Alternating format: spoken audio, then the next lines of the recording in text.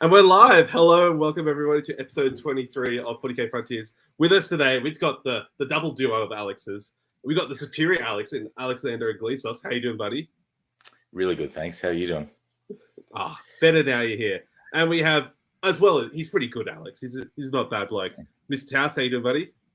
Look, I would debate the ranking of Alex's there, but this guy did bring me chicken nuggies at Adelaide, so like I'm kind of okay with that. Yeah.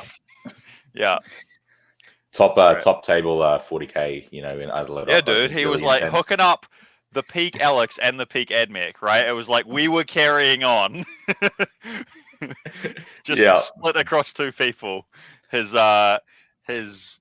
Did you go 400 for 400, or did you hit something round? Did you hit Liam round 4? I hit Liam round 4, and then I had to redeem myself by, unfortunately, going into Alex Pask and getting my 100 again after that. Classic, dude. Yeah, I redeemed myself as the Custodes. Yeah, as we said, the superior Alex. So, but as well, we've got the big cat Ben Way. How you doing, buddy? Hey mate, I'm cameraless tonight, as you can see. We got Boomer Benny on the cam. Yeah, wait, not on the Boomer cam. Benny. Ben, you've never looked better. No, there's no cam. There's no cam. Yeah, looking good. I'm probably looking better than ever. Yeah, he is looking sharp, mate. So, you're looking good. So yeah, you can see the little avatar there. It's like pitch perfect. I've been working out. Got myself a new suit. But yeah, I'm all good. How have you been, Sam? Yeah, been well, thank you. Been well. Just plugging away. So finished the move, then had a holiday, so it was a nice break, and then now getting back into the full swing of 40k. So living the best life. But yeah, so on the show tonight we've got the great one, Alexander Englezos, the Chadnek, the Greek one. I mean, what more can we say? So he's going to talk about all things Admek and about his recent success at the Dice Arcade GT, and then also a recent teams event up in Queensland with the Godhammer teams event. Oh, Godhammer, sorry, Gladiator Gaming. Apologies. But always fucked that up. But Sam, that was too early. We got to wait like some period into the video before you drop a bomb like that. That's right. The AdSense just plummeted. All the AdSense is gone. But anyways, and then we also got some personal questions for Alex along the way. But yeah, so but before we get stuck into the deep end of things, Mr. Taus, how have things been for you? You've been quite busy from what I understand. Yeah, as you're asking, as you've worked out at the post-show chat from the last episode, I have been confused and like headless chickening my way through life because I'm like less days than I would like away from going overseas for a uni trip, which is awesome. But yeah, that, and then I get back, and then I've got like 2 days turnaround, and then there's another one because like. My supervisor just comes to me and is like, hey, one of the guys that used to be in the office that is doing a postdoc reached out saying, does anyone want to go to this thing? And I'm like, yeah, sure, that seems cool. And then he's like, oh, also, I've got funding to use up for this other thing. So you want to go to Germany? I'm like, also cool. But that's suddenly meant that like I had a tournament to organize last weekend. I've got this weekend to try and like get my bags packed. And then I'm off, have 2 days. I'm off again. I'm going to be murking for Team Sweden at Home Nations and like a bunch of stuff. It's like, it's really cool, but I don't know what I'm doing. I didn't know what I'm doing enough to like not tell these guys in the group chat that that's going on. And then I'm also trying to be captain for the South team for ANZTC, and we've almost got an 8 together. So like, but things are coming together. Hopefully. Someone gets wifey permission to come across, and then we've got a team. Fingers crossed. Come on, wifey. Give him the permission. But interesting. So we've obviously referred to you. But Alex, who are you? Alex Englezos or something. It's like, so who are you? Like, how do people know you? And like, how long have you been playing 40k for? Like, never heard of you. Who are you? Why should we care about you?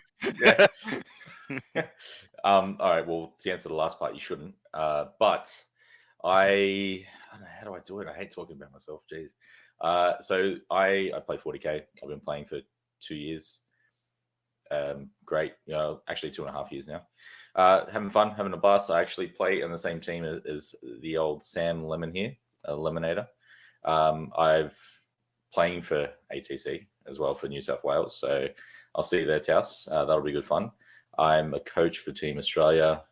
I run a podcast myself for Admek, which is the Forge World podcast. That somehow blew up. I've only been running it for about a month and a half, and it's just taken off like a storm. Had a few guests on there. I even had Richard Siegler on there, which is really good fun. And now I think I can say it now. I'm not sure if I can say it yet, but I am a coach for Art of War. Well, hey. Woo! Congratulations. Yeah. Yeah, Well we done, should mate. be like way more hype than that, but like, I don't know. Just, yeah, let's go. Now you two It's really can get exciting. silly questions about Alpha Legion, You're a like legend, mate. chaos stuff or whatever it is. Yeah. Just play Alpha. Always. That's it. Yeah. The best way to go. Try and exploit. Dude, so the hang enemy. on. Are you going to get involved in making or get triggered by tier lists that put Vashtor way too high as like a tournament staple? I mean, if anyone's seen my tier list, I try to put, I don't know if you know the units, but Petraxi Skystalkers is S tier, and nobody's run Hang on. since they came They're- out. My guy, they're Teraxi.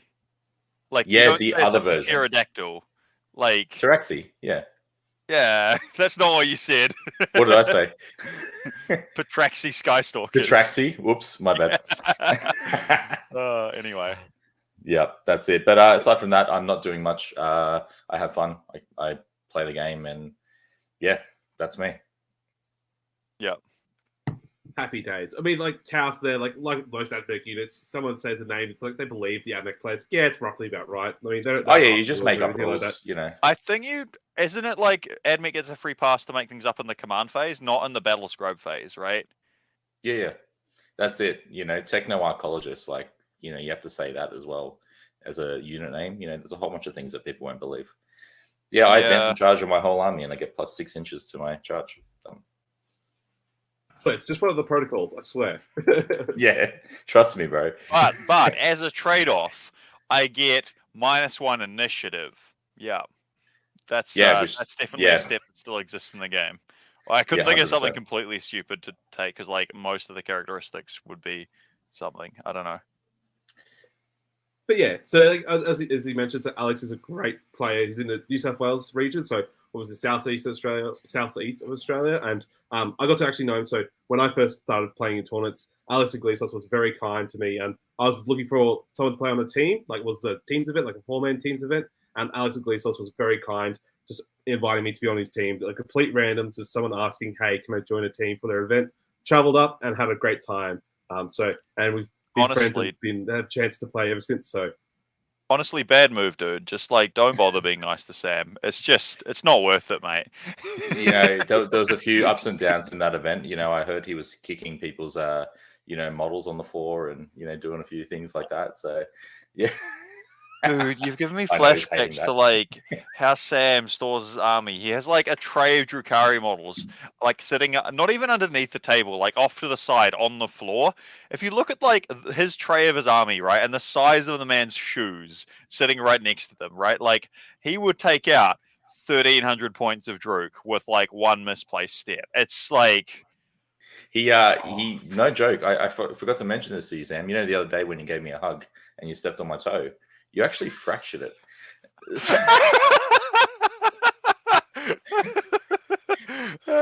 You know how it was bleeding straight away, and it got bleed? Yeah, it was fractured. I checked it out. Oh, that's so good. Sam, the Mr. Impossibly Nice, accidentally fractures his friend's toe. just letting you know that that can't be claimed, or the podcast can't be sued at all for that. Just so you know, we have any liability over Sam's. No. You just got to go after his like personal estate or something. Yeah. just select one Warhammer army. That's your like that's your payout. Right, select one. That's your payout. We can negotiate, right? I'll take the Drukhari. No, that's There the you go. biggest. Dude, why? I think it's his biggest one. So Probably be bugs, but anyways, Bugs, we've yeah. also got Betty Way. So what's been happening to you? So unfortunately, we can't see your beautiful face tonight. But what's been happening with yourself around the globe? Oh, well, nothing much, mate. Really, I've just been getting ready for the major on the 1st and 2nd of April. So that's exciting. Ordered some trophies today. Got some organising some prize support come on its way, and getting all ready for a massive building and painting day on Saturday. So just on the tournament FAQ, proxy conversion requests, all that nonsense, all that TO stuff, living that dream. TO stuff's the worst, and I barely do any of it. I had like two questions, both of them confused me. One of them was about like Phantasm stuff coming in later than turn 3. It got solved by Jacob mucking up his list submission and only starting with 1 CP. I was like, cool, thanks, boss. Perfect. Yeah. Oh, too good. All right, Yeah, Sam, make us productive. Let's move it onwards and upwards. So, as we mentioned earlier on the show, so Alex Englezos attended the Dice Arcade GT 2 weekends ago, and as well as our very own Betty Way. So, held in New South Wales. So, maybe Alex, can you talk to us about this GT, and we'll throw some pictures along the way to talk through the event. Sort of, what was it like? What obviously a GT singles event, but obviously quite unique in sort of the terrain setup and how things are sort of run. Yeah, Benny, do you want me to do this, or do you want to run through it? You go nuts, mate. Okay, well, Dice Arcade was held in Gaimea. It was a 2-day event, 5 rounds. It was 80-player GT. It was hosted by the guys at Dice Arcade. So you're looking at Tim, you're looking at Eugene and Josh. They did a pretty great job. We had map packs there as well for the actual event, which made things really easy on the actual day. We had some interesting missions, though. So we weren't playing like the traditional. Data Scry wasn't there, firstly. And I can't remember what missions did we play, Ben? There were a few. We played Tide of Conviction. We played Abandoned Sanctuaries, things like that. So there was, quite an interesting setup. We had a that weird?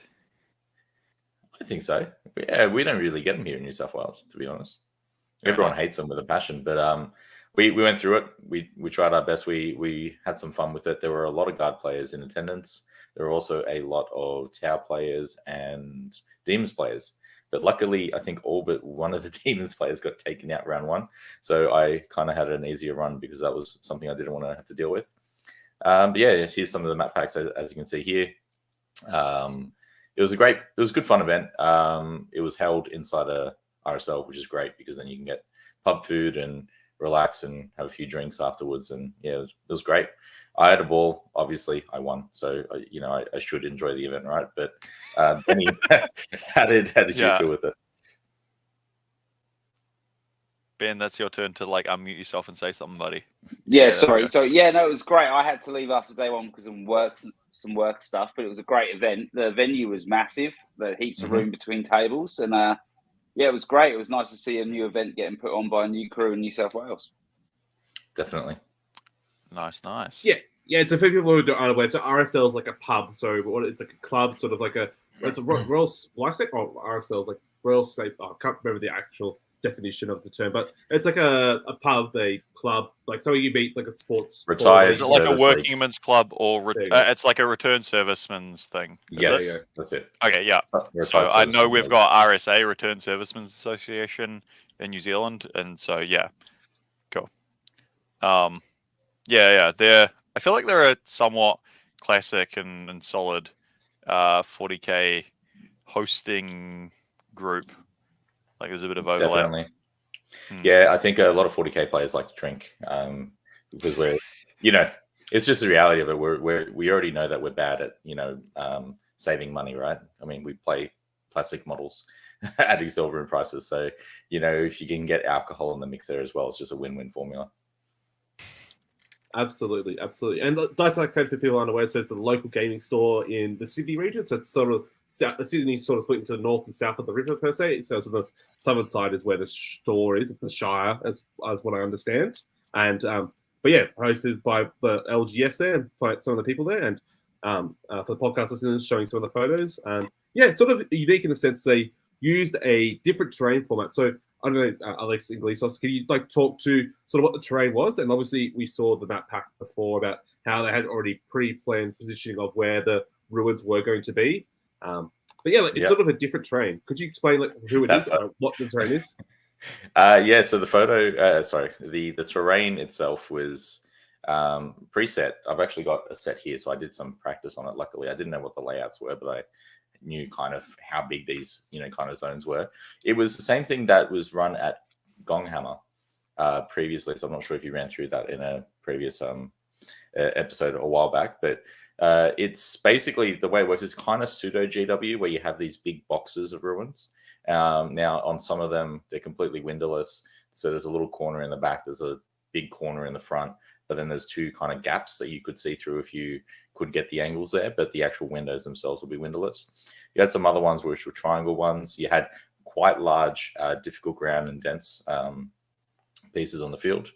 And yeah, I mean, look, realistically speaking, you can see some of the photos there. It was pretty evenly, spread out. It allowed you to have some hiding. I found at first my initial thoughts were that it was going to be a shooting gallery because you can kind of get to angles and everything else. But I found with my list, I ended up getting most of my value in melee and the fight phase. Cool. Lovely. Did I see Damien got a cheeky second again there? He did. So he is Captain Bridesmaid. That's his new nickname now. Yeah. So for reference, Damien Ridgewell Ridgewell came second place at Uprising Adelaide, my round 5 opponent. So yeah, recognize him there somewhere in the pictures. He did actually go undefeated at this event as well. I just beat him by having higher battle points. Do you score some hundreds there, maybe? A little bit, yeah. I think you scored 600, if I'm not mistaken, correct? Or 500? 500, okay. I think 500. So a perfect score. Yeah, it was a wild blast. I really struggled with it round 1, to be honest. That was the hardest one for me to get 100. The rest were, in a way, more difficult games, but also really easy to score hundreds. No, fair enough. And for people... Yep. Oh, you go, Tassie? No, I was going to say that makes sense, but it doesn't exactly. But I'm sure you'll elaborate. I will, yeah. Basically. Sorry, go on, Sam. I'm just jumping in. I was going to say, but so I was really alluded to. So you took Admek to this event, though. So something that most people haven't really taken, and you sort of improved on your uprising list and took a bit of a meme. So and something we're alluding to in the show title, Dune-Crawling your way to hundreds. So tell us. I know you've talked about on Australia, so Australia's Tabletop Wargaming Network. You've talked a little bit about it, but explain a bit more. Yeah, so I'll quickly explain my list maybe, and then we can run from there. So I was running Mars, which allows me to get Canticles as well as Doctriners. For anyone who doesn't know, Admek sucked in, good luck. It's going to take me too long to explain, I think. But so Mars gives me Canticles and a reroll for each, reroll to hit for each unit, which is great. I had a Marshal, which had Exemplar's Eternity, which was rerolls to hit and wound of 1 in a 6-inch aura, which is really good. Dominus, who has reroll 1s to hit in 6 inches. He also had Artisan, so I could do fallback, shoot, and charge. And he also had a little tech piece I brought in, which was the Red Axe. So in the end, what that meant was he had 6 attacks, Strength 6, AP 5, 2 damage. So just good for Marines and dealing with them. I had only 1 troop, which is 5 Rangers with 1 Plasma Caliber. I had then 5 Infiltrators, Sicarian Infiltrators, so not Marine Infiltrators. They forward deploy similar to Infiltrators as well. You can't re-roll against them instead of having a Helix Gauntlet. And they do a whole bunch of blending taser attacks. Then I had 2 units of 10 Rust Stalkers, one that had an exploding hits aura, which was pretty impactful. I can talk to you about how I maximize that later. And the other one had a Fight Last aura of 3 inches. After that, I had crap loads of fast attack, as much as I can get. So I had 2 units of 4 Las Chickens, so Iron Strider Ballistari, Las Cannons. I had 2 units of 3 Dragoons, which I think this is the first placing list that's ever had Dragoons in there in the history of Admek, which is great to see. That's not quite true, right? That'll be the first, on this edition of the Codex, because there was a point in time a while back, right, where Dragoons was pretty solid, yeah? In 8th, when they were stacking neg 2 to hit, and unmodified exploding hits as well, when you could be +2 to hit, which was just nuts. So, you got Tesla on 4s, yeah? Yeah, with rerolls. I understand why they were solid now. Yeah. So they were really good back then.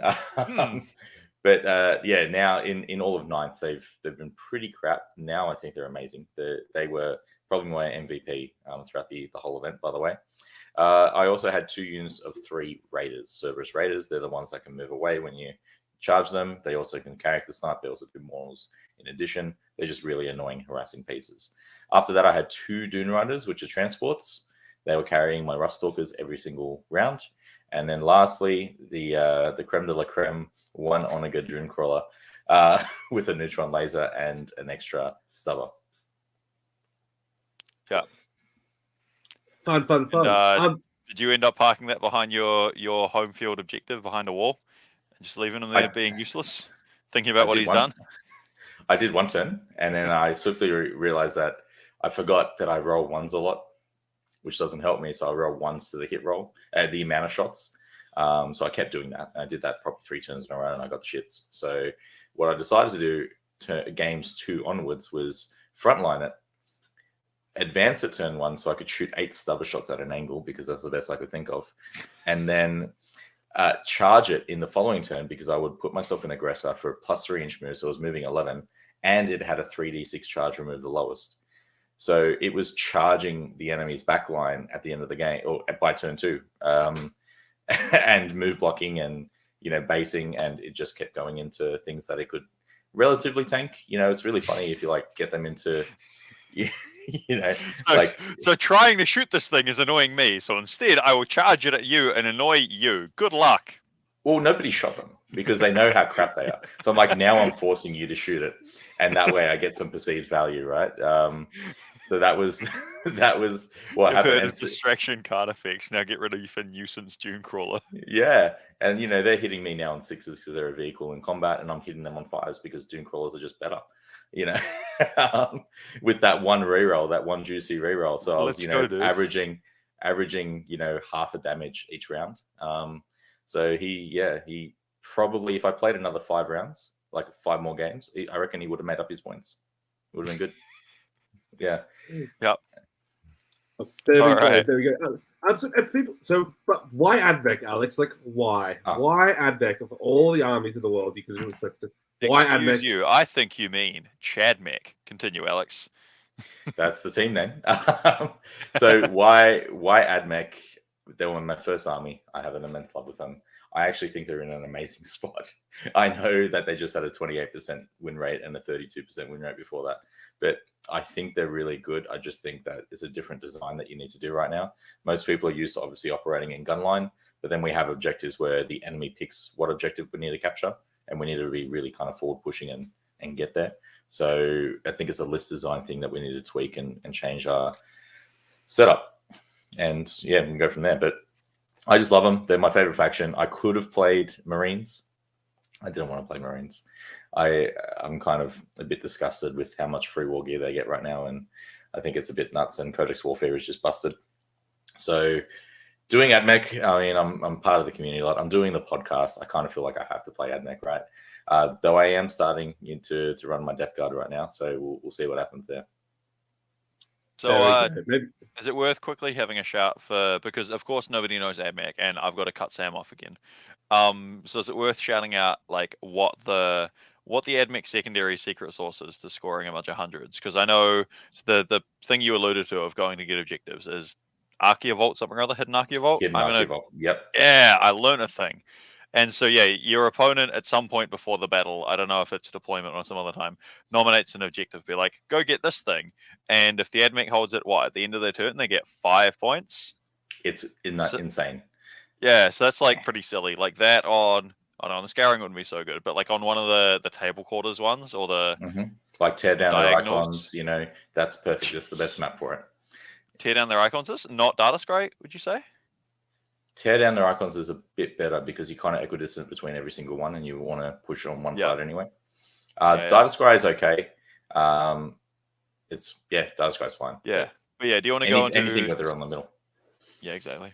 Do you want to go into some of the the other ones? Did you have any common takes?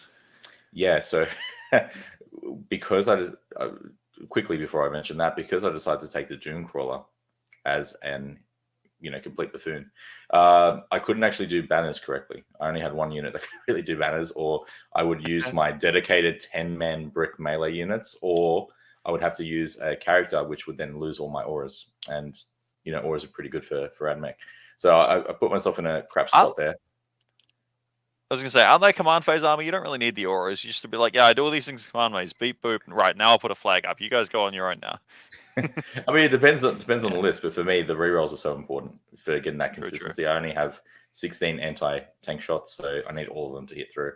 But so because that banners was really bad, I had to pick banners in one of my games. But every other game, luckily, I didn't. So what I was able to do was run Eradication of Flesh, which is a great secondary for the list design that I made, because each time my vehicle units destroy. So the way it works is I get 4 points as long as my vehicle units destroy more enemy units than the enemy units destroy my vehicle units. And the keyword is units, not models. So if you're trying to get through Ballistari, you have 24 wins to get through. It's basically like a knight. So quite difficult. So that was good because I was getting 4 points a turn by utilizing that one. And then you can have your Les Chicken Spitfire and be like, that spawn dies, and that spawn, and that spawn, if you play like World Eaters, and it's like, have 3 blood tithe points, but I'm getting a 4 this turn, and move That's on, it.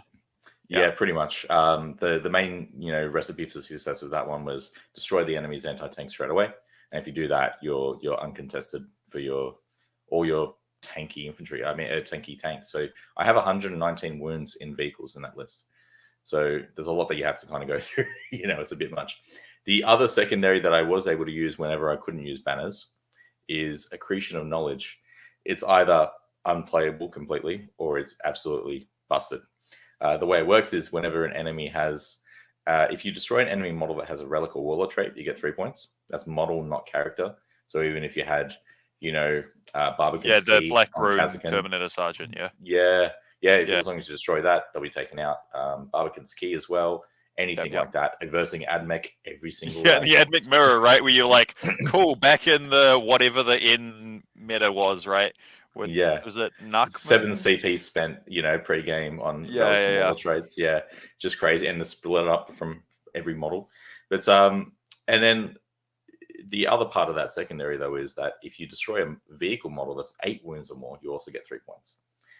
I played an opponent round 2 where he had 33 points he gave up for the secondary, so I got 15 turn 1. It's absolutely bonkers. So being able to leverage that helped me get the win. Without that, I would not have gotten the win. Damien would have won. So sucked in, Damien. Poor lad. Despite being a lovely guy, sucked in. Poor guy. But yeah, you ran Terminators and couldn't score higher. Like, no, I'm joking. I love that.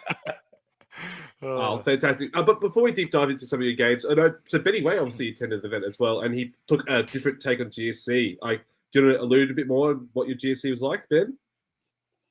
Yeah, well, I just took like a nice little balanced list. Didn't really feel like it had too many weaknesses, apart from probably too many Terminators. But that's about it, really. So it was good fun. It was took Twisted Helix, just took 50 neophytes, but took a big bike squad, just a bit of everything, just like a good stuff list. It's great fun. It was good stuff. Fair enough then. Fantastic. And how'd you go with it, mate? I drew my first game 69-69. Nice, dude. All right, Matt good Ray, tournament recap. That was I was pretty happy with that. And then I won my second game against Imperial Guard. Quite convincingly. It was like 100-47. That was a bit bonkers. And then, I don't know if you have that photo. I do actually. Yeah, it's I got first turn and I managed to advance and charge my bite, so I took the power exactly for that, and managed to basically I killed 29 Kazakin turn 1, and managed to tie up 4 of his tanks. So I just pinned him, and so it was pretty good. It was good. It was just thought I'll send this, and it was it was good. Couldn't really get the orders off that he needed because everything was already there. I couldn't really even fit any much behind him at that point. So yeah, it was good. Good. And then I played Dark Angel Terminator Spam, and we kind of clocked out, and unfortunately I lost for that reason. But it was a great.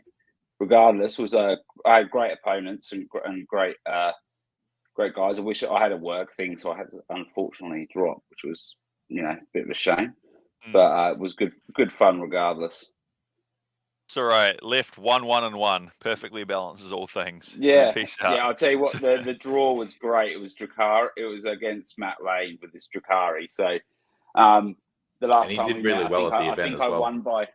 Yeah, he did. Yeah, I think the last time we met was with my G Steel Colton event literally a year ago, and I think I won by 2 points that time, and that was when I ran 30 aberrants. I'm pretty sure. So, good fun. Good fun. Yeah. Oh, fantastic. We have a question in the chat. So, but thanks for that recap, Ben. For GSC, unfortunately, obviously, sad you couldn't play all 5 rounds, but life sometimes gets in the way. But we do have the one who won the event. So let's get asking all the questions and get all the rounds covered. So we have Paul Hodges in the chat asking, so what pushes the hidden arc objective first? Rust Stalkers or Dragoons? Did having so many vehicles cause any issues for an eradication? Clearly not 100 points, but because opponents didn't know. So maybe we start with the first question about pushing Hideon and Archaeovolt objectives, and then you can ask about having too many vehicles. So the game plan is if I go first, generally the infiltrators will get it. Because generally speaking, that'll be like a closer objective. I'll put where the infiltrators are. And if the opponent picks a different objective, the way it works, by the way, Task, we didn't say this, the enemy picks it. We pick it after deployment, but before we know who goes first for what the point is. So you kind of put down your infiltrators down, but you put it down on the side where the enemy has the most pressure, I guess. Yeah, like you can sort of predict like where they're going to go, right? Like if it's pretty much, if it's table quarters, say they're probably going to put it on like the one that's 15 inches from your DZ and 12 from theirs, not like the middle one or one of the others, right? So yeah, exactly right. Yeah. So by doing that, if I go first, mind you, I only went first once, I would just put them on there and get 5 points straight away in the game, which is just completely bonkers and silly, but it's funny. You can do that. Because I didn't really go out my way the whole time, what I was able to do was leverage the 2 little 3-man units of Raiders by being able to skirmish through. I wouldn't traditionally get it turn 1. I would bide my time and just try and go for pure carnage and just trying to pick up as many points as I could and then try and get it on in the later turns. So that was how I did it. So it wasn't typically Dragoons or Rust Stalkers, mainly because I found in my experience I couldn't get them to the point all the time. Some maps, yes. So like if it was like tear down their icons, it's pretty easy to do it. But on the other more difficult maps that we kind of noticed that we played on the weekend of this event, I wasn't able to do it, but I was able to kind of get towards mid and they were able to get it for me the following turns. So yeah, that's how it worked. In terms of the second part was eradication. Because I ran so many blobs, you know, the Dragoons are 18 wounds and -1 a hit. And if I go second, I'm playing Mars, so I get Protector, which is +1 save. Bulwark, which is +1 save. And I get Shroud Sum Up, which is light cover. I'm effectively reducing the opponent's AP by 2 when they're shooting at me turn 1. And they still have to expose to get to me. So by doing that, I'm able to kind of sort it out, be pretty happy, and then strike. Cool. All right. There you go, secret tech. How about the vehicles? Did the vehicles cause issues? No, because like if you go second, which I did a lot, but if it's an enemy that can shoot you really well, you just go +1 save and light cover. So you're basically reducing the opponent's AP by 2. You have so many vehicles anyway, they might destroy 1 unit, but as long as your 2 Ballistari units pick up 1 unit each, you get your 4 points. And it's fairly consistent that they can pick up 1 each. I mean, nobody shot the Dune-Crawler either. I thought that would be an issue, but everyone knew it was a joke. So yeah, they didn't even bother for it. So that worked out in my favor. Oh, fantastic. So how about some of your rounds? So obviously you were able to score 100 points in each of your rounds, but like what were 2 of the rounds maybe the toughest rounds you had to face, and recap some of the games and like maybe some interesting insights? So let's go with game 1, because I actually played against Eva's Demons. And Demons, you know, we're talking some big demons. We have a lot of change there. We also have the phase cap Bloodthirster, right? So these are scary things that I have to deal with. But worst part is I can't pick Accretion. So, you know, if I pick Accretion, I think I get 9 points with all the relics and warlord traits I have. So it's not really worth it. 9 points is just not conducive to scoring 100s. No. It's not acceptable. No, I quickly worked it out. So what I decided to do was kind of map this game out, and you know, when we're talking about it, I'm going to go, I think I can do banners if I do stupid crap. So I was like, let me just try and table demons by like turn 2, turn 3, and then do banners in their deployment with my Rust Stalkers after they've taken that unit out. That was the plan, and that's basically how it worked. So the way it worked was I got 1 point in turn 2, then the following turn I got 2 points, following turn I got 3 points, following turn I got 4 points, and then at the end of the game I got 5 points. So I just got my 15. So you said Stubborn Defiance, is that right? Or yeah, Stubborn Defiance for banners. Yeah, it was it was a bit crazy. There you go. Actually, that was the map. If you go back on what was there, round 1 was tied to Conviction. So demons went first, and I knew that it was a fairly rush list, right? It's demons. Didn't have a lot of shooting. Had some Zinch Flamers, and that was it. And then a lot of changes doing mortal wounds. So what I decided to do here as my tech was I actually put myself into Aggressor Imperative, which gives me +3 inches to my move and -1 to my saves, knowing that they can't really turn 1 charge me, the demons. There's maybe some things that they can do, but they're putting me on my invuln anyway, so I don't really mind. The other part I did was Invocation of Machine Vengeance, which is add an extra dice to your gotta love the names. Add an extra dice to your advances and charge rolls, and then remove the lowest. So by doing that, they came up, and then I was able to get, I think, 7 units in melee that turn. I even was able to make a charge onto the Lord of Change. And didn't kill it, because wounding on 6s due to the -1 wound, but enough that the Lord of Change couldn't really move anywhere and had to deal with me in combat and try and do a whole bunch of mortal wounds, which, by the way, the next turn I had a 5-up Feel No Pain versus mortal wounds, so that helped me out. I planned it all in advance. And that was kind of it. I took out the Bloodthirster by turn 2. I had it fight last and stuck in combat, so I got rid of it in Eva's turn. So in my turn 2, I was able to actually continue my onslaught, which is great, and that's what got me the 100. Yeah, dude. Admek protocols are the same as Tower Wargear, where you could have a game of choose out of the multi-choice. Which of these is a real is the made-up piece of Tower Wargear? Trick question. They're all Tower Wargear. Oh yeah, no, my whole army is ignoring light cover, I swear. Oh, but I also have this better save. Yeah. No, so luckily what I do now in my games is I bring the tokens for the Canticles, tokens for Doctriners. I give them to the opponent, and I go, and I put down on a ruin the 2 that are active, and I show them which ones I can do in my future turns, because I leave them all there for them. So I go, if you need a plan and work out what I could potentially do later, it's all there for you. But Admek's a bit crazy. Luckily, my list isn't a crazy command phase one. It's +1 leadership in the command phase and fallback, shoot, and charge, and then you're done. Solid. Nice and simple. Yeah.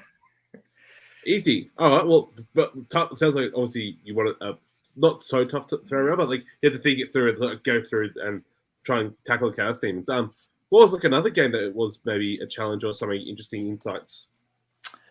So let's go with game 3. It was actually against one of my teammates. Unfortunately, I had to take out 2 of my teammates in this event.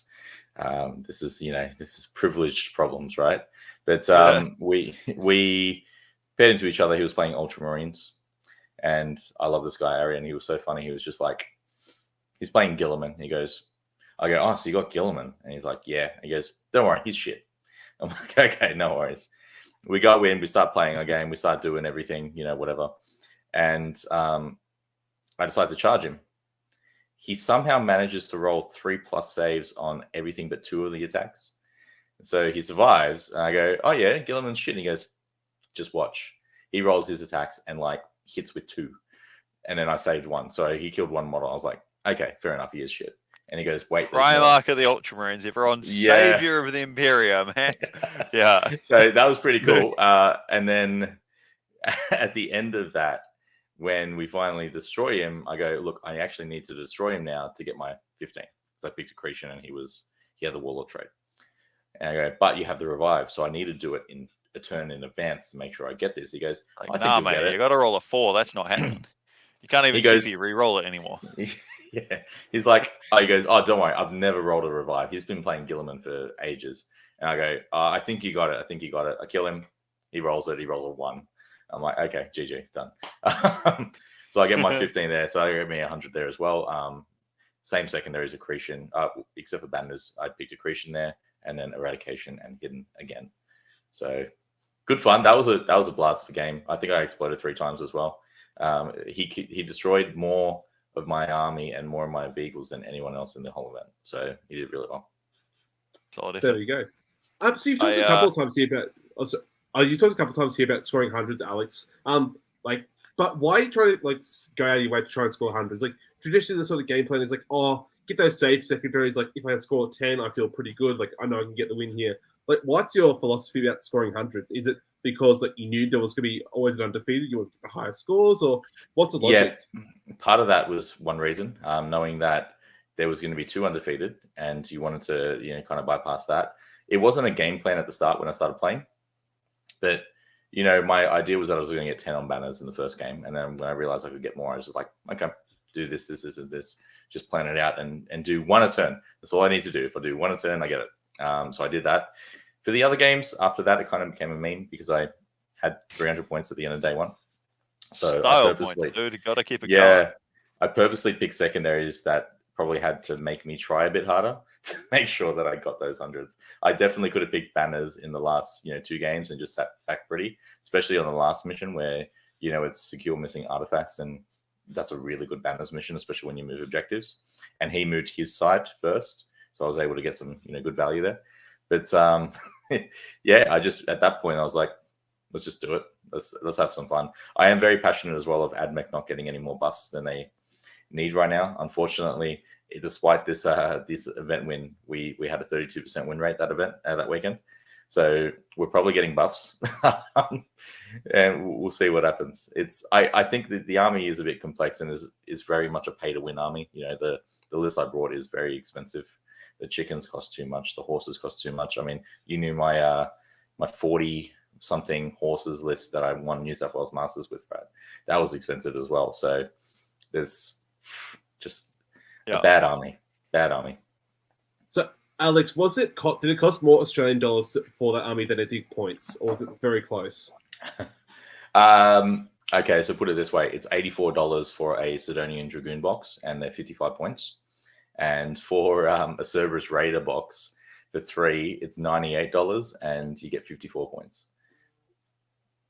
Strong, powerful. Yeah, if you look at the complete opposite of my logic of Custodes and Knights, because they are cheap. Yeah, so expensive, isn't it? It's crazy. The Benny saw because he was. Gene Stealer Cult will do it. We'll give them a run for their money for price. Oh yeah, reckon, but it depends on the kit. Yeah, if you're running definitely. I always had the idea where I could maybe run the bikes that you guys have, the Jackals, because you get at least 5 there instead of me getting 3 for 54 points. I was thinking that would be smart, but I didn't think of that. So here we are. Oh well, it all worked out in the end. So yeah, it did. Look, did you have any the games that was probably interesting or any insight? I know last round you played against Team Australia playing Brodie Middleton. Was that number 1 player in the world for Eldari? So he's a great opponent. I've played him a few times now. So it's we've had a few practice games together. We chat a bit. We also played this weekend together. We were playing with Liam Hackett for the Gladiator Gaming, so that was good fun. But that game there, I went first. That was a game that I wanted to go first, which was good. I took out 3 Lehman Russes turn 1. I took out a transport turn 1. He then blew up. He lost 2 Kazakin from that. Then I had some other angles because I can move 30 inches with my horses. Shot down some other Kazakin and then charged and did 13 attacks in melee with my horses as well. And then killed a bunch more Kazakin. And then he failed morale on both those Kazakin units. So he lost 15 Kazakin already. So I had 12 points for accretion. That happened. He had no tank commander left. I also killed a sentinel or 2. I had my dragoons in his face because I charged past his sentinel and used that as leverage to get extra movement. I planned it all out, but the biggest thing that cemented that game, despite all that, was that there were big ruins in the middle for that mission specifically that were windowless. I parked 2 of my Dune Riders in there. I had 20 Rust Stalkers there. I told him next turn I'm going into Aggressor Imperative, which is plus 3 inches move, and I'm going into Invoke, the one I mentioned before.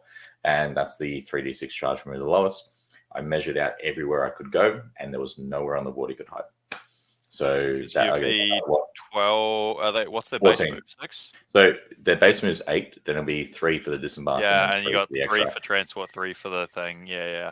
Yeah, so 14 you still and have then the the advance 3d6. charge access or not? No, that's all gone. Yeah. So that's gone with that yeah. cohort. But it's enough that when you're in the middle of the field, like pretty much an inch away from the center, and the objectives are where they are, you can just get to wherever you need. The issue I had in that game was that, firstly, I'm a Dutz, and I forgot to pick a priority target objective. So we just said it was the one that he was always going to be on. So he got 15 there. And the other thing I had to do purely for the meme, because I wanted to get the 100 now, was I killed too much. To get Eradication of Flesh, I still need to kill a unit. So I had to let him come down on the field, which gives him stupidly R&D, boots on the ground, all this crap. And then I could shoot him and take my points. Yeah, it's like the grind them down thing to max it. You want to trickle things through. 100%. So I had to do that. It was a bit silly, but when I was looking at it and I was going to get it like an 80, more like 86, I wasn't comfortable with that. So I, because as well, and Damien's right there, like right behind me. So I had to make sure. So in a weird way, I had to let him get points to let me get points, which is the weirdest way to play a 40k. If it was a teams event, different story. I would just go for the kill, and I think I can get like a comfortable 16-4 victory. But for singles, I had to play the game. Yeah, absolutely. Well, sounds like a great run, and we have Greg Virginity in the chat. Shout out to him. He's done a super chat, our first ever one. Thank you, Greg, so much. So Alex Englezos, who are you scared of in the New South Wales meta? It is a shark tank full of many scary things and many scary players who are very, very good. But who are you scared of the most, or who are some of the names that scare you in the New South Wales meta? Do I do this as a piss take, or do I answer honestly? Both. Pequeños los dos. Why not both? Yeah. It's fair to say Chris Wright scared of me. He dodged me at New South Wales Masters. He didn't want to show up because I was running the horses. He was like, no, can't do that, left. So, I don't have to be scared of Chris. He's not all that. That being said, he's going to smash me now afterwards. But who am I scared of in the New South Wales meta? I don't think I'm scared of players. I'm scared of matchups in accordance with the players. We have some amazing talent here. It's really scary. Even Greg, who asked the question, he's an absolute machine on Ynnari, and I've seen the ways he's bad touched people with that. And, I've luckily only played him with Salamanders, I think. Greg, you'll confirm that or not. But I'm pretty sure it's only been with Salamanders, which is a hard counter to Ynnari. But I think without that, he's someone to watch. Damien is definitely someone to watch right now, right? I mean, two back-to-back second place, He's only lost in both these events is to Liam Hackett. He's doing something. 1 point off. Was he? No, I was 1 point off him at Adelaide. Oh, you were 1 Oh. There you go. No, it was a really good game. I made like a blunder for several points in the last turn. That was pretty gutting, but it was can't complain. He's definitely solid. It's cool to see that Adelaide wasn't a fluke. It was a great sport. No. Yeah, he's awesome. He's also ridiculously tall. So, while he's carrying the weight of his army on his back, his back is like supporting him for having to bend really low on the tables on the stream. And you can see him, he gets up, he's like, oh, it's a bit much. But we're going to have to get him like a stool or something that he can just like use that adjusts as he goes up. Look, realistically, there's a whole bunch of good players. I think New South Wales has absolutely skyrocketed in the last, let's say, 8 months to 10 months. It's been crazy. So I think we have some immense talent. I'm really excited to see what happens later. We've got this massive GT that Ben's hosting as well. So hopefully we can get a New South Wales win there. We don't want to get the Queenslanders or the Vics to win that one. As I've said before, turns out Aussie pretty good at 40k. Yeah, not bad. Yeah. We've had a few people testing out my lists overseas, spoken to them through the SatCheck Discord. Guys, get on it. Baiting people into buying Dune crawlers. Oh, no. They agreed straight away. I'm not doing that part. They'll do the rest. I think the simplest thing, if anyone does want to copy that list, replace the Dune crawler, and you get 2 more units of 5 Skitari, make them Vanguards and give them Plasma, and that's 100 points for those 2 units. You can then do banners. hallelujah. It's great. And you have more obsec. So that would be the way to do it. Fair enough. Yeah. Yeah. Well, All right, Sam, and what's next on the docket? As Alex alluded to, like the New South Wales scene is really, really growing. It's like full of shark players, like just like from one strong player to the next, and everyone teaches each other. Like Alex yourself, you've definitely caught a lot of up and coming players, like how to play the game properly and how to improve themselves. And like rising tide lifts all boats. You've done an amazing job, and it's a bloody Shark Tank. Like any GT can be anyone's game. It's really, really good scene. So yeah. But after that weekend of obviously winning a GT, you went over to Queensland. So you took the flight over and you played in a teams event, and you still took Admek. So and also sort of funnily enough, so one of your first tournaments I know was the VTC, so the Victorian Team Champs, and you played against Liam Hackett round 3. Obviously, first time meeting him, first time playing Round against 4, him. I think. And Yeah, round 4. Round 3 or round 4. One of those. Yeah. 2.5 years later, two and a half years later, you're playing on a team with him. So, what was that process like? Like, obviously, heading into the event, like, were you always going to play Admek? And then, how did you find out the event? Like, how'd you go? I played Admek because I had a group of people driving up to Queensland, and Admek is really bad to travel with. So they drove my army up for me. And if it wasn't for that, I'd probably play something else, to be honest. That was great fun though, because we did use and operate WTC terrain. Obviously, we treated it as double stack for those. Hey, that's my table. There you go. I'm gonna go back. That's me. It's me. I'm famous. Mum, Dad, look. No, there's my giant dice tray that I bring for Admek because you need it, which is always good fun. And you can see all of the chickens, like everything right there. That was my first game into Knights. He went first, and I proceeded to take out, I think, 4 or 5 Knights that time. And then that was it. And chicken burger was my lunch order. And if anyone's wondering, I know that's really important. That's great. Yeah. Answering the right questions. But you can see, like, it's really hard to deploy the army. This is after my movement phase, though. So I moved around, got line of sight, did everything I need to do. This is a whole 2 mission. So I knew that as long as I take out that one armiger in the center, on that touching that objective, I deny him primary completely. I also was able to make an inefficient charge for the opponent. You can see where that big knight is in the middle. So he couldn't make it onto the other objective as well, just due to how he could pile in and consolidate. He didn't have the extra inch movement to make it on there. So yeah, that was good fun. That time I ran a slightly different list. It was a unit of 4 dragoons. They proceeded to, those 2 armigers, they proceeded to take them out straight away. Yeah, chicken burger to go with all those chicken walkers. Yeah, so this is we made the saying, and it's just a cock-a-doodle-doo, I'm coming for you, because the list is like really pushy in melee. Yep, that's the butt plug award, or paintbrush. Sorry, maybe that one was a bit too rude. But No, it's all good. So for reference to those listing, there is it's like a pinky. I think it's supposed to be a black, paintbrush. like sort of marbled paint drop as the best painted award. But yeah, it looks a bit suspect, and it doesn't help that's in Slanesh's colors. The event was amazing. It was so fun. It was run fantastically as well. So, props to that. But it was just great. Team events, Sam, you would know this, are the most fun events by far. Playing on WTC and testing different environments out was really good as well to see. The list performed phenomenally. So I was really happy with how it went. But yeah, there you go. That's pre-movement phase. Yeah, and Liam brought his Necrons and absolutely decimated everyone. So maybe Necron's still not that bad. Absolutely not that bad. But so obviously you had the GT the week before, and then you went into the team's event. Was your list like slightly different, or was it completely different? I understand, talking to you privately, this was more supposed to be like a defender list and something, or a shield list, like something to catch some bad matchups and then potentially spike up when things go your way. It was actually a sword, but it was a high scoring sword, because you could just have stupid secondaries. Like if you can get into matchups where accretion's a thing, it's just dumb, and you can do really well. So you don't really need table pick or anything like that, because you just move so fast. However, after game 1, I kind of was used like a shield. So you are right. We found that, this is my team here, so it was great to see. They did amazing. But we found that, Brody on guard, we had Luke on Dark Angels, and then we had Liam, obviously, on whatever he wanted to play.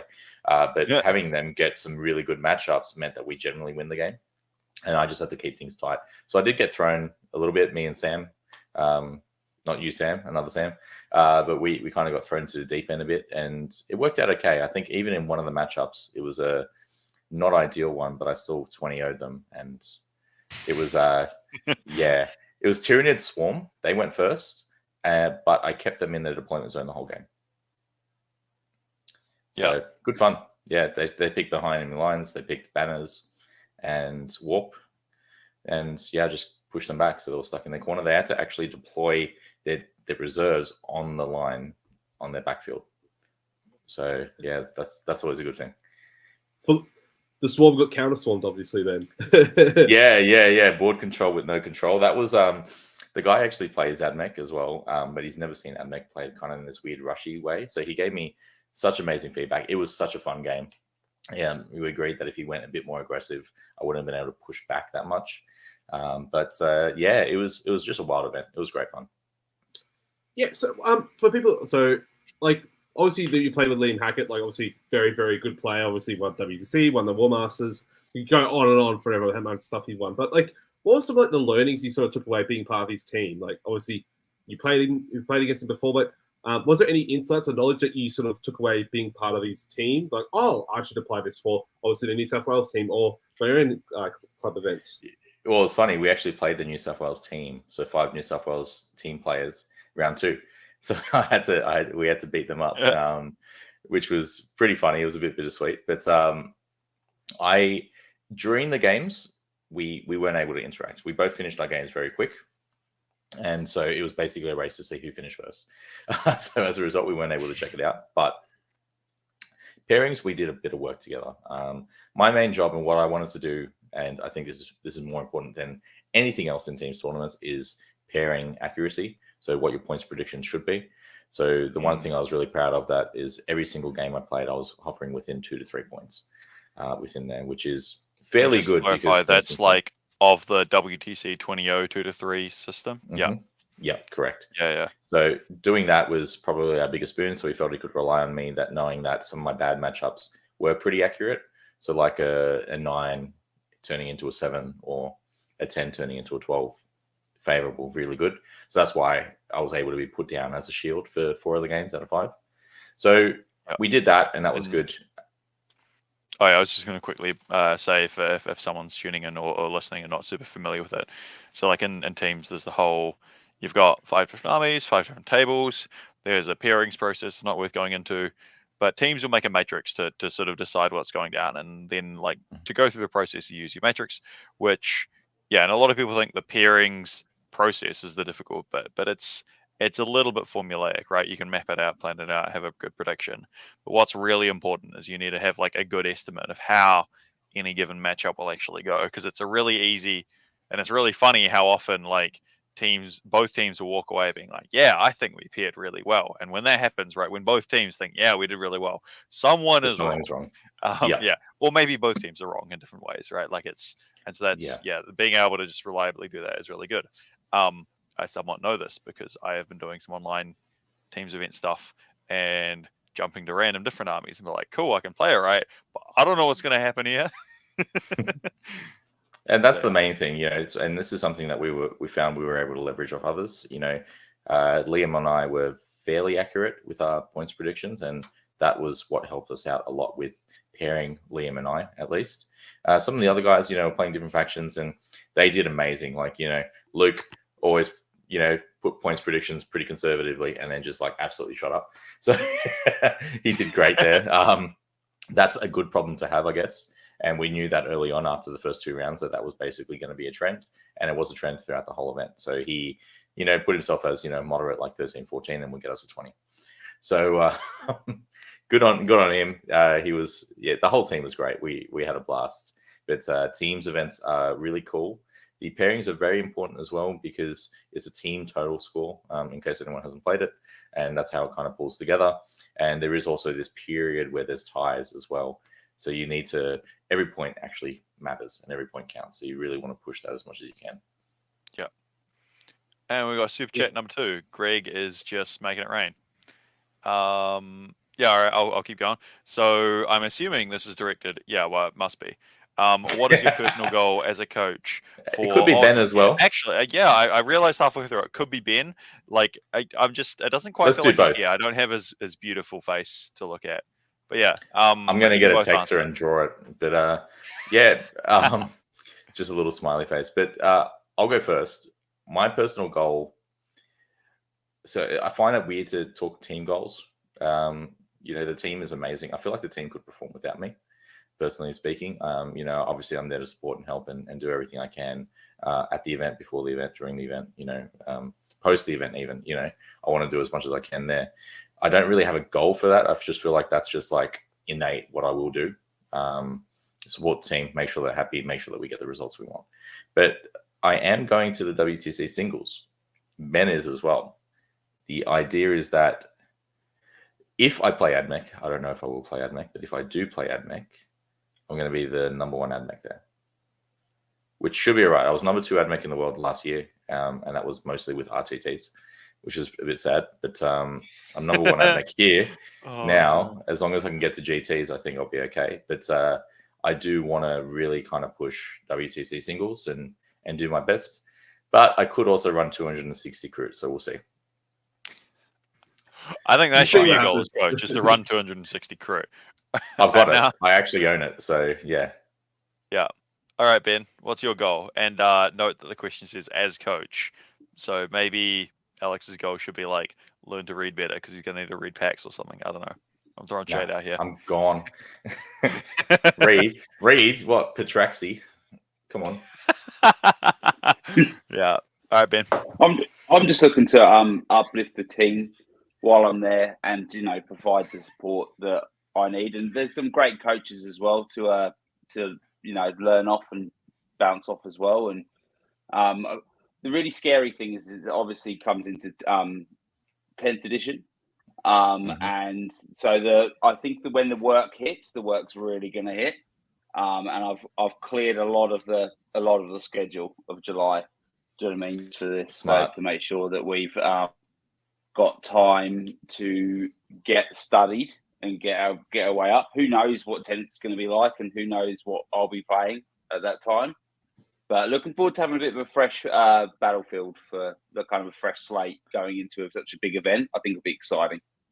I changed my answer as well now, because I thought of something. Last New South Wales, or last ATC, what I did as a coach was, really support my team. I wanted to make sure I did everything above and beyond for them, to the point of even setting up and taking photos to someone's Tinder profile and getting them ready so I can get some more matches. So if there's anyone single on the team, I think what I'm going to do is support them to live their best whole life while I'm over there. But if we're talking about my self-progression and things like that, what I'm really looking forward to doing is honing in on my pairings practice and methodologies. I feel I do that really well right now, but I do want to get better at that. As well as I want to, it sounds weird, but I do want to just kind of get myself across, all these people that I speak to all the time that I don't see ever, and I'm going to be globally there. It's going to be really fun. By talking to them, I feel like I become a better player. I also open up the network even further.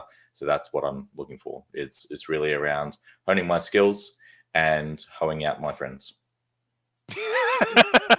That's what it's all about. Episode title now: honing my skills and hoeing my friends. That's so good. The guide to Australian coaching. Oh dear. Oh, too good.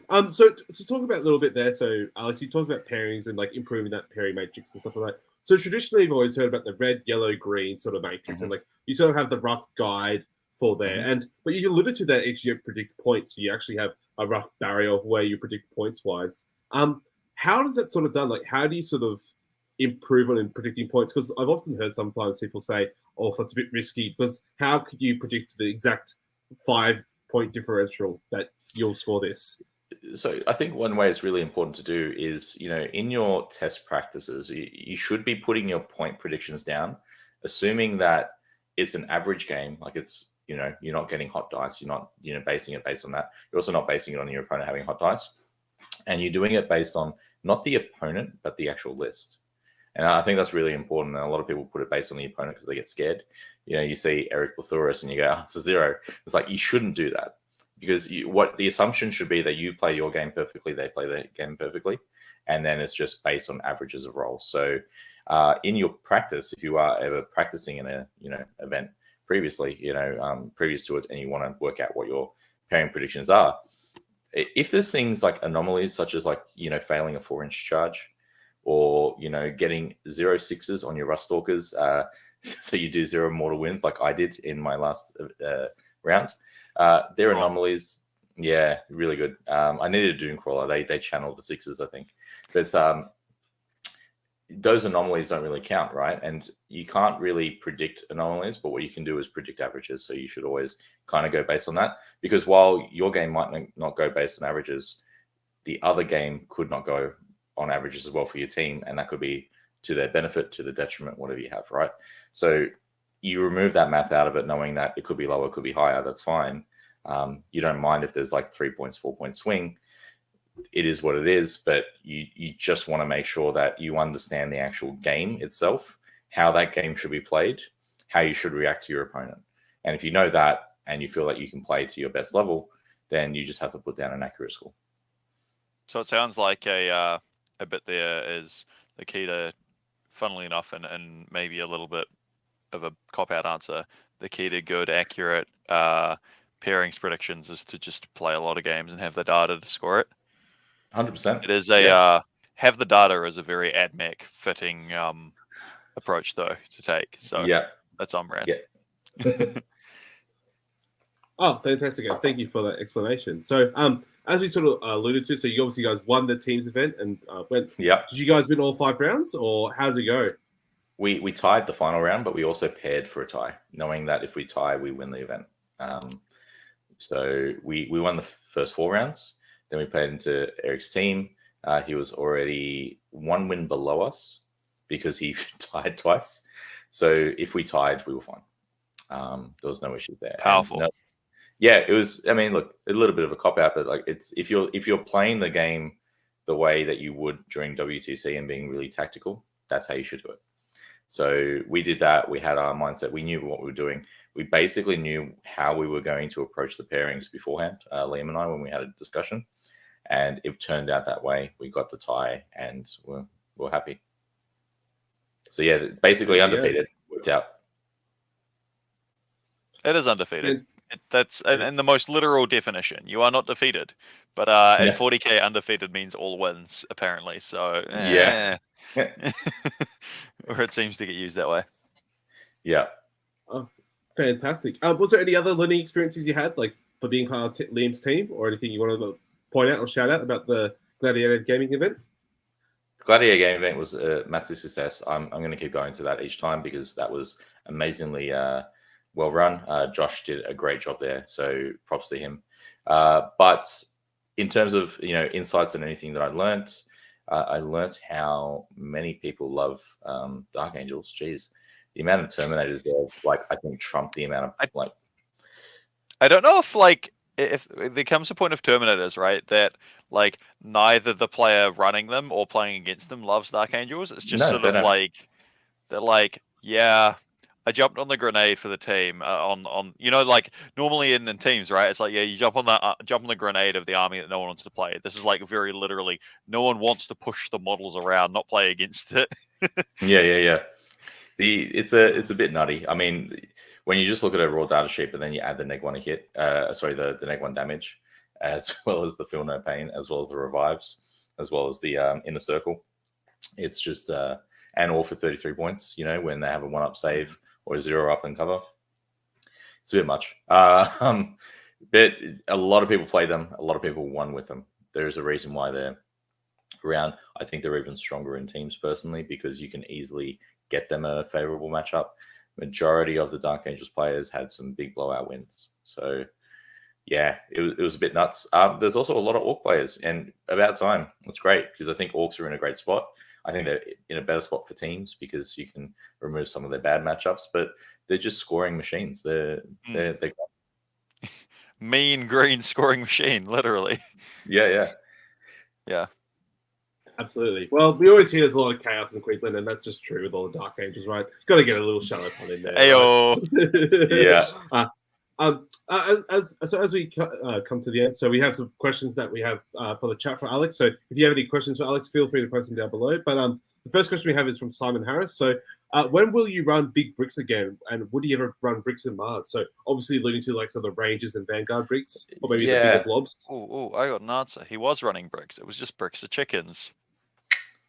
I was running Dune Riders, which are legitimately a brick. Now, I don't know if you guys know this, but if you look at the actual model, they're flat. They don't have a base. So, like compared to like a regular vehicle, like a Rhino or like a, guard chassis. They're the OG Dawn, right? Of the open bottom. They're the OG. They're just like a flat box and they're perfectly flat on the floor.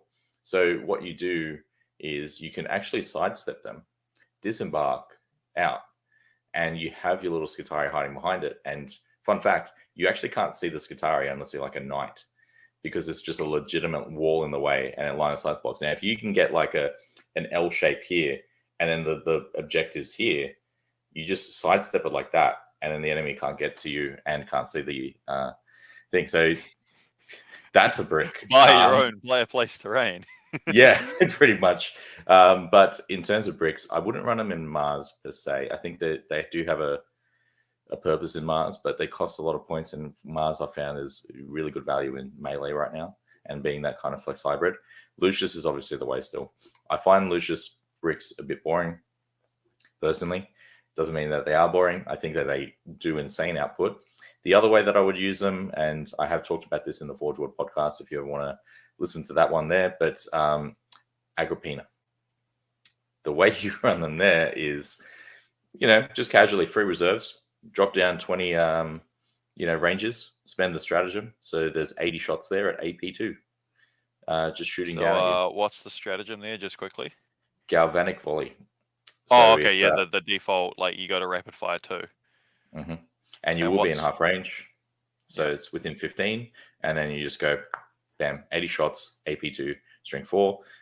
You can also use a brick in front of you if you wish, and do like a manipulous buff to make them AP2, give them other things like strength 5, all this other fun stuff. But realistically, for the ability to do that without character support is insane. And the other thing you can do there, though, to be fair, is have AP3 flamers that shoot on death, even in combat, because they're pistols. And so just to clarify, Agrippina gives extra AP within half range? Extra AP within half range, and also set to defend or hold steady for the whole army, including vehicles. So what you can do is, Overwatch on 5s no matter where you are, which is also very scary for those bricks. On top of that, there's an Aura Warlord trait that allows you to pick an enemy vehicle unit, and you get 4 rerolls to wound versus that unit. So really good versus knights. And then on top of that, lastly, for those bricks, what you can do is you can give them Verse of Vengeance, and which is the Relic was the other one. This is the Warlord trait. Every time you lose a model that's core, you can give them that buff, and on a 4+, they shoot on death. So running that on a brick is pretty good. Running that on chickens as well is really good, because on a 4+, you just shoot. And running it on the Sulphur Hounds, the Flamers, because they can shoot in combat, and then your neg-1 strength and their AP3. Alrighty. Neg-1 toughness. Yeah, there's a lot of stuff. If you ever want to hear more Admek chat and hours of content, feel free to check out the podcast. Don't want to bore you all here. No, more than fair. Yeah, so, that is like the opposite of the job. Yeah, this is all about you, man. So it's come to the time of the show. So Alex, unfortunately, the time's up. But do you have any final plugs and shout-outs you want to say before we wrap things up? Look, I mean, Forge World Podcast. No, that's on Spotify. We will be opening up on other platforms as well very soon. I've just had to record my own music, believe it or not, so I could get away with the issues there. Aside from that, because of the content that I have been creating for Art of War, most recently, I would love for you all to check out some of that content. Quite a bit of it is free. You can see that on their YouTube. There'll be another one posted very soon, most likely be releasing on Monday. And on top of that, like in the future, if you guys ever want to know more about Game Sense, coaching, anything like that, feel free to send me a PM and we can work something out. More than happy to help the community. I'm going to do a half plug as well, given that you're a coach for Team Aussie. There is an Aussie merch store, but you can buy battle mats with drop beers and weird, kangaroos and really everything. good Sharks. AI generated dingo artwork, and emus, stuff like that. Not And- only that, it's actually, we have the raffle there, which has about $3,500 worth of free stuff that you can get that helps support Team Australia, and there's more to come as well. So please check it out. It is on the Team Australia Facebook page. Yeah, there we go. That's where to go. And I'm going to say it, so then Sam will do it because he's wonderful. Sam will put the links in the description somewhere or other. Yep, they're all down below for everyone who's interested. So listening to the podcast as well. So, and yeah, also there's, as alluded to, I bought my raffle ticket just before. So yeah, try and get some other goodies, and all funds from that go straight to the team. So to help alleviate the cost, because I don't know if you know, so traveling from Australia to Belgium is quite expensive, and I'm sure traveling from New Zealand to Belgium is even more expensive. So I think Denise, like mentioned, I think it cost like $4 to $5 grand last time, so 4 to 5 Australian dollars. So it was quite a bunch. Like it was a shit ton. So yeah, any way we can alleviate the cost for the team, even better. So help them It'd be have great. a great time. We're really looking forward to try and get the right talent there, which we have, and now bring that talent there so we can get the win again. So any support is going to be greatly appreciated. Ben is going to be there. I'm going to be there. And, you know, we've got Liam and all the funky bunch that are going to be there as well. So it's going to be fun. Whoop, whoop. And also know you have the 40K Academy. So it's like a free public Discord where you can help coach and help improve other people's stuff. Is that correct? Yeah. So it's just more like, you know, community based. There's some good players there. What I'm going to be doing on that is we'll be posting some videos soon, which is going to be getting the top ITC ranked players of last year, coming in and contributing and giving the top 10 tips for their faction. What I've decided to do is I'm trying to work out if I do this now or if I wait until the new edition, because let's be honest, we're about 2.5 months away. So Why not both? Why not both? Could just, duplicate the content, right? So Content for content gods. That's it. So it's going to be stuff where we can just get, you know, seasoned professionals in their faction to be able to give advice. It's not really me running it. I will provide, you know, some links to whenever I'm appearing on, you know, shows and podcasts and everything else there. But, you know, realistically, it's for the community to contribute and go from there. Hell yeah. Fantastic. And I know if people want to hear more of Alex as well, he recently did a show on Australia's Wargaming stream, so on Australia's Wargaming Network. So I had a chat with J-Man and Damien. So if you want to hear more about Dark Angels and some Tau goodies, you listen to that. And I'm sure he and I will be doing more content on that platform as well. So look forward to that. And from other also great content creators and people from around Australia. So without that, that brings a wrap to this episode. Thank you so much, Alex, for joining us. Really, really appreciate your insights. That's good Admek goodies and some great data for you boys. So who follow the great old Admek. So maybe heading into Vash Store, maybe you can get some Darkmek goodies. So I can't wait. I'm going to run him, even though he's trash. He's basically the Dune-Crawler of the CSM. So amazing model, you expect me to run him. Oh, such a beautiful model. I've already got one basically ready to go. So once that box comes in, I'm sorted. Nice. Beautiful. Nice, Awesome. nice. Thank you, everyone, for listening. Hope you had a great time.